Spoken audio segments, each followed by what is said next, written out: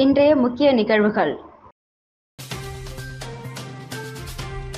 மின் கட்டண உயர்வை கண்டித்து வரும் 18ஆம் தேதி பந்த், இந்தியா கூட்டணி அறிவிப்பு.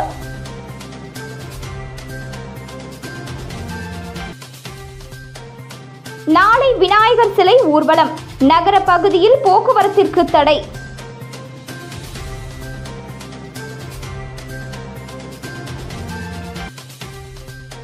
குடியிருப்பு பகுதியில் தனியார் தங்கும் விடுதி, எதிர்ப்பு தெரிவித்து பொதுமக்களுடன் எம்எல்ஏ போராட்டம்.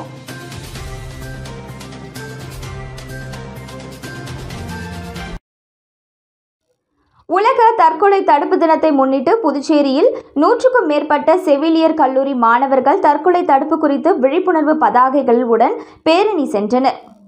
தேசிய மனநல திட்டத்தின் சார்பாக வருடம் செப்டம்பர் 10ஆம் தேதி அன்று உலக தற்கொலை தடுப்பு தினம் அனுசரிக்கப்பட்டு வருகிறது. இதன் ஒரு பகுதியாக புதுச்சேரி அரசு சார்பில் தற்கொலை விழிப்புணர்வு பேரணி நடைபெற்றது. இதில் அரசு மற்றும் தனியார் செவிலியர் கல்லூரி மாணவர்கள் 100க்கும் மேற்பட்டோர் விக்டோர் சீமோனல் வீதியில் அமைந்துள்ள சுகாதார இயக்குநர் அலுவலகத்தில் இருந்து புறப்பட்டு புதுச்சேரி முக்கிய வீதிகள் வழியாக பேரணி சென்றனர்.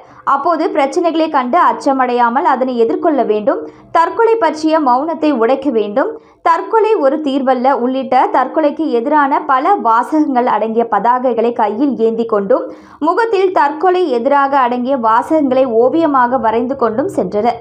மேலும் இப்பேரணியை சுகாதாரத்துறை துணை இயக்குநர் டாக்டர் ரகுநாத் கொடியசைத்து துவக்கி வைத்தார். புதுச்சேரி உருளையன்பேட்டை தொகுதியில் குடியிருப்புகளுக்கு மத்தியில் தங்கும் விடுதிக்கு அனுமதி அளித்ததற்கு தொகுதி எம்எல்ஏ நேரு எதிர்ப்பு தெரிவித்துள்ளார். புதுச்சேரி உருளையன்பேட்டை தொகுதிக்கு உட்பட்ட அம்மன் கோவில் வீதியில் புதிய கட்டிடம் கட்டப்பட்டுள்ளது. அங்கும் தங்கும் விடுதி அமைப்பதற்கான பணிகள் நடைபெற்று வருகின்றன. மேலும் தங்கும் விடுதிக்கான அனுமதியை நகராட்சி உள்ளிட்டவை வழங்கியுள்ளதாகவும் கூறப்படுகிறது. ஆனால் அப்பகுதியில் தங்கும் விடுதி அமைந்தால் தங்களது அமைதி பாதிக்கப்படும் என கூறி அப்பகுதி மக்கள் சம்பந்தப்பட்ட கட்டிடத்தை முற்றுகையிட்டனர். இதுகுறித்து தகவல் அறிந்த எம்எல்ஏ நேரு அங்கு வந்து அப்பகுதி மக்களுடன் பேச்சுவார்த்தை நடத்தினார். மேலும் புதுச்சேரி நகராட்சி ஆணையர் கந்தசாமி மற்றும் உருளையன்பேட்டை காவல் ஆய்வாளர் உள்ளிட்டோரை சந்தித்து பேசினார். அப்போது பொதுமக்களுக்கு இடைஞ்சலாக உள்ள விடுதிக்கு அனுமதி தர எதிர்ப்பு தெரிவிக்கப்பட்டது. மக்களின் கோரிக்கையை பரிசீலிப்பதாக அதிகாரிகள் தெரிவித்ததை தொடர்ந்து போராட்டம் கைவிடப்பட்டது.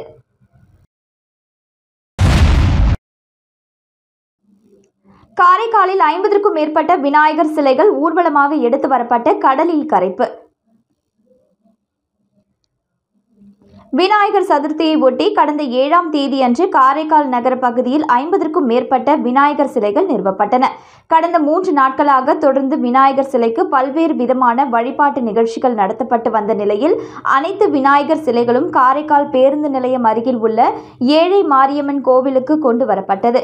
அங்கு இந்து முன்னணியின் காரைக்கால் மாவட்ட தலைவர் கணேஷ்குமார் தலைமையிலும் இந்து முன்னணியின் நகர தலைவர் ராஜ்குமார் முன்னிலையிலும் சிறப்பு அழைப்பாளர் புதுச்சேரி மாநில பாஜக துணைத் தலைவர் GNS ராஜசேகரன் அவர்கள் கலந்து கொண்டு ஊர்வலத்தினை துவக்கி வைத்தார். மீனவ பஞ்சாயத்தார் மற்றும் விழா குழுவினருக்கு சால்வை அணிவித்து மரியாதை செய்தார். பின்னர் ஊர்வலம் அங்கிருந்து காரைக்காலின் முக்கிய வீதிகள் வழியாக விநாயகர் சிலை ஊர்வலம் நடைபெற்றது.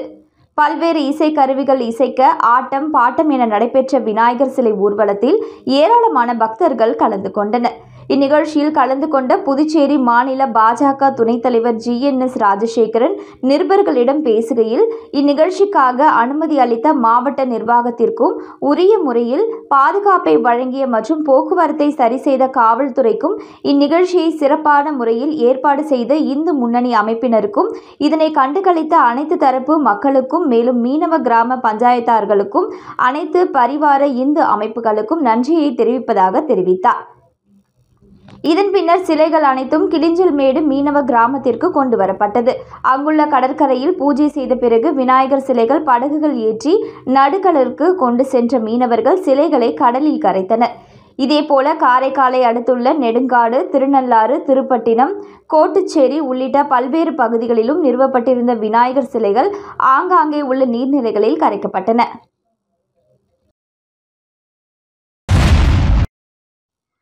புதுச்சேரியில் உயர்த்தப்பட்ட மின் கட்டணத்தை திரும்பப் பெற வலியுறுத்தி வரும் 18ஆம் தேதி மாநிலம் தழுவிய பந்த் போராட்டம் நடத்தப்பட உள்ளதாக இந்தியா கூட்டணி அறிவித்துள்ளது. புதுச்சேரியில் கடந்த மாதம் வீட்டு உபயோகம் மற்றும் தொழிற்சாலைகளுக்கான மின் கட்டணத்தை உயர்த்தி அரசு அறிவிப்பு வெளியிட்டது. அரசின் இந்த அறிவிப்புக்கு பல்வேறு அரசியல் கட்சியினர் மற்றும் அமைப்பினர் எதிர்ப்பு தெரிவித்து போராட்டங்களில் ஈடுபட்டனர். இதனை அடுத்து மின் கட்டணத்தில் மானியம் வழங்கப்படும் என அமைச்சர் நமச்சிவாயம் தெரிவித்தார். இந்த நிலையில் இந்தியா கூட்டணி சார்பில் மின் கட்டண உயர்வு தொடர்பான ஆலோசனைக் கூட்டம் முதலியார்பேட்டை பகுதியில் உள்ள இந்திய கம்யூனிஸ்ட் கட்சி அலுவலகத்தில் நடைபெற்றது. இதில் காங்கிரஸ் கட்சியின் மாநில தலைவர் MP வைத்தியலிங்கம், முன்னாள் முதலமைச்சர் நாராயணசாமி, சட்டமன்ற எதிர்க்கட்சித் தலைவர் சிவா, காங்கிரஸ் திமுக சட்டமன்ற உறுப்பினர்கள், இடதுசாரிகள், விடுதலை சிறுத்தைகள் உள்ளிட்ட இந்தியா கூட்டணி கட்சி நிர்வாகிகள் கலந்து கொண்டனர். தொடர்ந்து செய்தியாளர்களை சந்தித்த காங்கிரஸ் மாநில தலைவர் MP வைத்தியலிங்கம், புதுச்சேரியில் உயர்த்தப்பட்ட மின் கட்டணம் திரும்ப பெறாத நிலையில் பொதுமக்கள் மிகுந்த அளவில் பாதிப்புக்குள்ளாகி உள்ளதாகவும், மேலும் மின் கட்டண உயர்வை திரும்ப பெறாமல் மானியம் வழங்குவதாக கூறி மக்களை ஏமாற்றுவதாக குற்றம் சாட்டிய அவர், இதனை கண்டித்து வரும் 18ஆம் தேதி மாநிலம் தழுவிய பந்த் போராட்டம் நடத்த உள்ளதாக தெரிவித்தார்.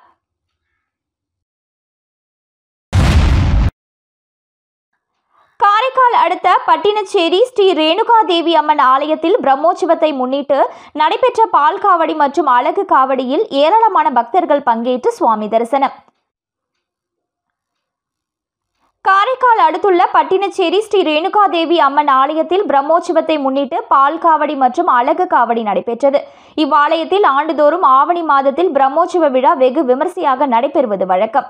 அதேபோல் இன்று ஸ்ரீ ரேணுகா தேவி அம்மன் ஆலயத்தில் அம்மனுக்கு பால் காவடி மற்றும் அழகு காவடி எடுத்து நேர்த்திக்கடன் செலுத்தினர்.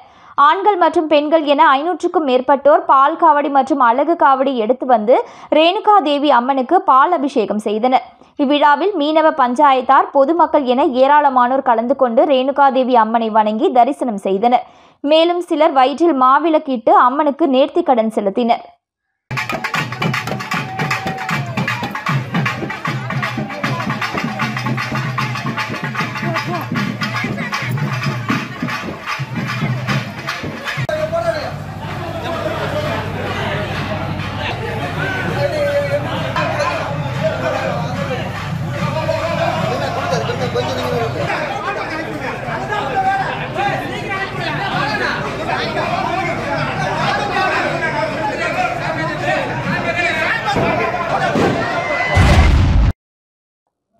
புதுச்சேரி முத்தியால்பேட்டை ஸ்ரீ லட்சுமி ஹயக்ரீவர் பெருமாள் திருக்கோவிலின் 53வது பிரம்மோற்சவ விழாவை ஒட்டி ஹயக்ரீவ பெருமாள் சேஷ வாகனத்தில் எழுந்தருளி பக்தர்களுக்கு காட்சியளித்தார். புதுச்சேரி முத்தியால்பேட்டை ராமகிருஷ்ணா நகர் பகுதியில் அமைந்துள்ளது ஸ்ரீ லட்சுமி ஹயக்ரீவ திருக்கோவில். இந்த திருக்கோவிலில் எழுந்தருளி உள்ள ஸ்ரீ லட்சுமி ஹயக்ரீவ பெருமாளுக்கு 53வது பிரம்மோற்சவ விழா கடந்த 7ஆம் தேதி கொடியேற்றத்துடன் துவங்கியது. தொடர்ந்து அலங்கரிக்கப்பட்ட ஹயக்ரீவ பெருமாளுக்கு சோடச தீபாராதனைகள் காட்டப்பட்டு சேஷ வாகனத்தில் வைக்கப்பட்டு திருவீதி உலா நடத்தப்பட்டது.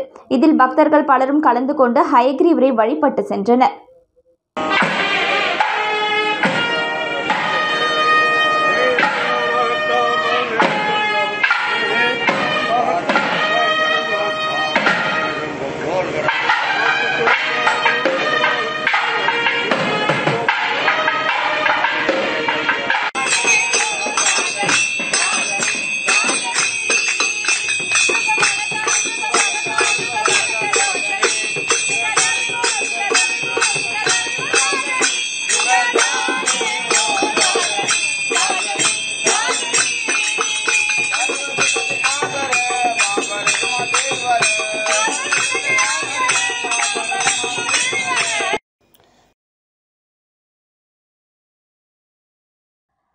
புதுச்சேரியில் விநாயகர் சதுர்த்தியை ஒட்டி பொது இடங்களில் வைக்கப்பட்ட சிலைகள் நாளை ஊர்வலம் எடுத்து சென்று கடலில் கரைக்கப்பட உள்ள நிலையில் நகர பகுதியில் அனைத்து போக்குவரத்திற்கும் தடை விதிக்கப்பட்டுள்ளது.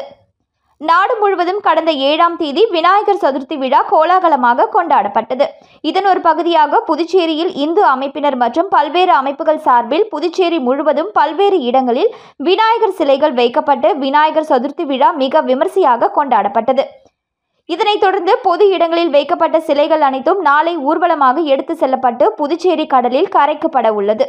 இந்த நிலையில் விநாயகர் சிலை ஊர்வலம் காரணமாக நாளை புதுச்சேரியின் நகர பகுதிகளான அண்ணா சாலை, காமராஜர் சாலை, நேரு வீதி, ஆம்பூர் சாலை, SV பட்டேல் சாலை உள்ளிட்ட முக்கிய சாலைகளில் நாளை மதியம் 12 மணி முதல் மாலை 5 மணி வரை அனைத்து வகை வாகனங்கள் செல்லவும் தடை விதித்து புதுச்சேரி கிழக்கு பகுதி போக்குவரத்து காவல்துறை உத்தரவிட்டுள்ளது.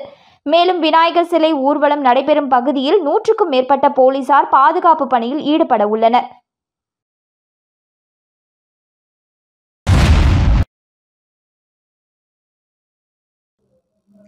அமைச்சர் நமச்சிவாயம் பிறந்தநாள் விழாவினை முன்னிட்டு தென்னம்பாக்கம் அழகர் சித்தர் ஆலயத்தில் சிறப்பு பூஜை நடைபெற்றது. உள்துறை அமைச்சர் நமச்சிவாயம் அவர்களின் பிறந்தநாளை முன்னிட்டு தென்னம்பாக்கம் ஸ்ரீ அழகர் சித்தர் ஆலயத்தில் சிறப்பு பூஜை நடைபெற்றது.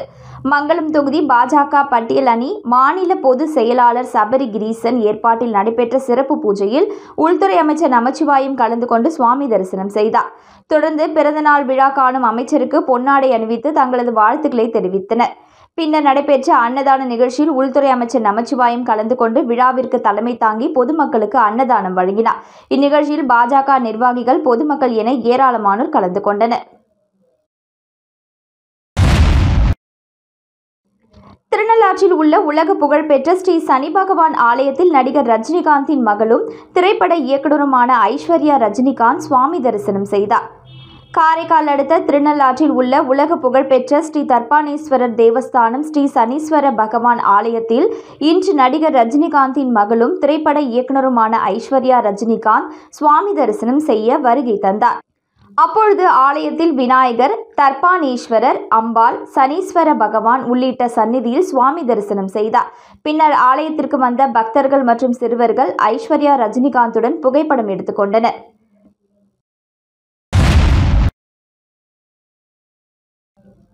காரைக்கால் அடுத்த அக்கரை வட்டம் பகுதியில் உள்ள புனித ஆரோக்கிய அன்னை ஆலயத்தின் ஆண்டு திருவிழாவின் மின் அலங்கார தேர்பவனி விழா கோலாகலமாக நடைபெற்றது. இதில் ஏராளமான கிறிஸ்தவ மக்கள் பங்கேற்பு. புதுச்சேரி மாநிலம் காரைக்கால் அடுத்த அக்கரை வட்டம் பகுதியில் அமைந்துள்ள புனித ஆரோக்கிய அன்னை ஆலயத்தின் ஆண்டு திருவிழா கடந்த 6ஆம் தேதி கொடியேற்றத்துடன் துவங்கியது. விழாவின் முக்கிய நிகழ்ச்சியான புனித ஆரோக்கிய அன்னை தேர்பவனி வீதி உலா நிகழ்ச்சி மிகவும் விமர்சையாக நடைபெற்றது. மேலும் திருப்பலியினை பங்கு தந்தை மறைவட்ட முதன்மை பொறுப்பாளர் பால்ராஜ்குமார் மற்றும் இணை பங்கு தந்தை சுவாமிநாதன் ஆகியோர் சிறப்பாக நடத்தி வைத்தனர்.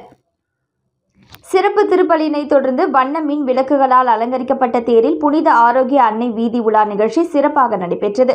ஆலயத்தில் இருந்து புறப்பட்ட தேர் முக்கிய வீதிகள் வழியாக வலம் வந்து மீண்டும் ஆலயத்தை வந்தடைந்தது. புனித ஆரோக்கிய அன்னையின் தேர்பவனி விழாவில் ஏராளமான கிறிஸ்தவர்கள் கலந்து கொண்டு புனித ஆரோக்கிய அன்னையை வழிபட்டனர்.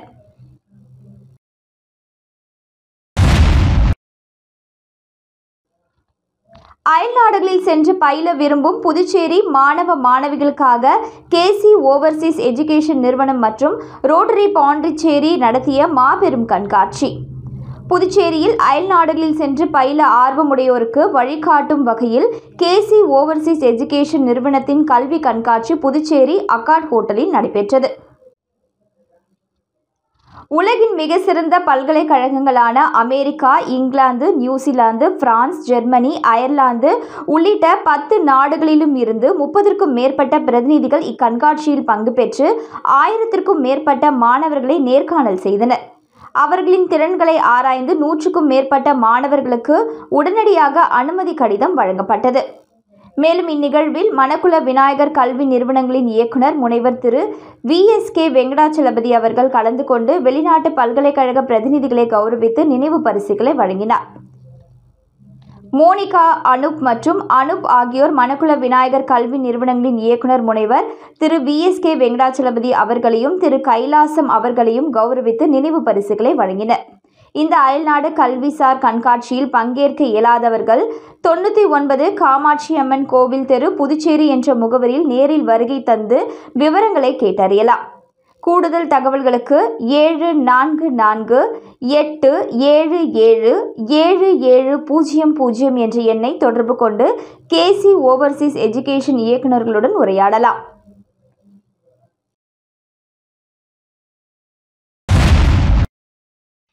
உள்துறை அமைச்சர் நமச்சிவாயம் பிறந்தநாள் விழாவை முன்னிட்டு காட்டேரிக்குப்பம் பாஜக சார்பில் பொய்யா விநாயகர் ஆலயத்தில் சிறப்பு பூஜைகள் செய்யப்பட்டு பொதுமக்களுக்கு நலத்திட்ட உதவிகள் வழங்கப்பட்டது. அமைச்சர் நமச்சிவாயம் பிறந்தநாள் விழாவினை முன்னிட்டு புதுச்சேரி முழுவதும் அவரது ஆதரவாளர்கள் பல்வேறு இடங்களில் நலத்திட்ட உதவிகள் மற்றும் அன்னதானம் வழங்கி கொண்டாடி வருகின்றனர். அதன் ஒரு பகுதியாக மண்ணாடிப்பட்டு சட்டமன்ற தொகுதிக்கு உட்பட்ட காட்டேரிக்குப்பம் பகுதியில் அமைந்துள்ள பொய்யா விநாயகர் ஆலயத்தில் பாஜக சார்பில் அமைச்சரின் பெயரில் சிறப்பு பூஜைகள் செய்யப்பட்டது. இதில் சிறப்பு விருந்தினராக கலந்து கொண்ட அமைச்சர் நமச்சிவாயத்திற்கு ஆலயத்தில் முதல் மரியாதை செய்யப்பட்டு ஆளுயர மாலை அணிவித்து பொன்னாடை போர்த்தி பிறந்தநாள் வாழ்த்து தெரிவிக்கப்பட்டது. இதனைத் தொடர்ந்து விழாவில் கலந்து கொண்ட அமைச்சர் பொதுமக்களுக்கு நலத்திட்ட உதவிகளாக இலவச சேலைகளை வழங்கி தொடங்கி வைத்தார். விழாவிற்கான ஏற்பாடுகளை பிஜேபி பிரமுகர்கள் கலையரசன், மோகன்ராஜ், மதுரை என்கிற ஆறுமுகம், சிவகுமார், ஜெயக்குமார், சுரேஷ் ஆகியோர் சிறப்பான முறையில் செய்திருந்தனர். இதில் பொதுமக்கள் ஏராளமானோர் கலந்து கொண்டு நலத்திட்டங்களை பெற்று பயனடைந்தனர்.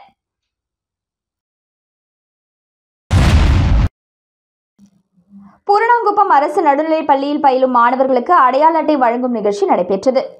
பூரணாங்குப்பம் அரசு நடுநிலைப் பள்ளியில் பயிலும் மாணவர்களுக்கு பூரணாங்குப்பம் தனசுந்தராம்பாள் சேரிட்டபிள் சொசைட்டி சார்பாக மாணவர்களுக்கு அடையாள அட்டை வழங்கும் நிகழ்ச்சி பள்ளி தலைமை ஆசிரியர் சகாயம் மேரி தலைமையில் நடைபெற்றது.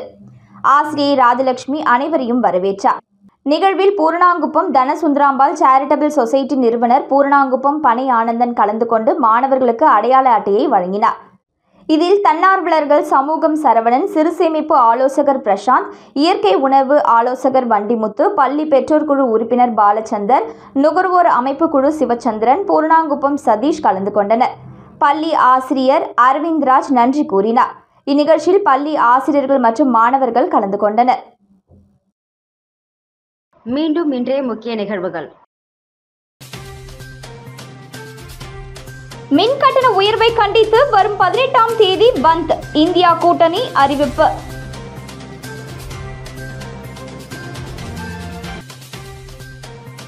நாளை விநாயகர் சிலை ஊர்வலம், நகர பகுதியில் போக்குவரத்திற்கு தடை.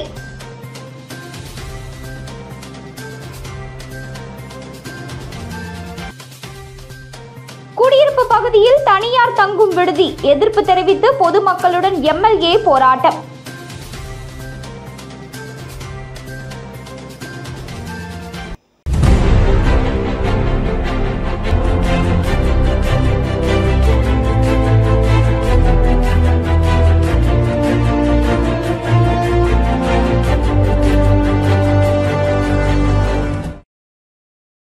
செய்திகளை உடனுக்குடன் தெரிந்து கொள்ள மெட்ரோ யூடியூப் சேனலை சப்ஸ்கிரைப் செய்யவும்.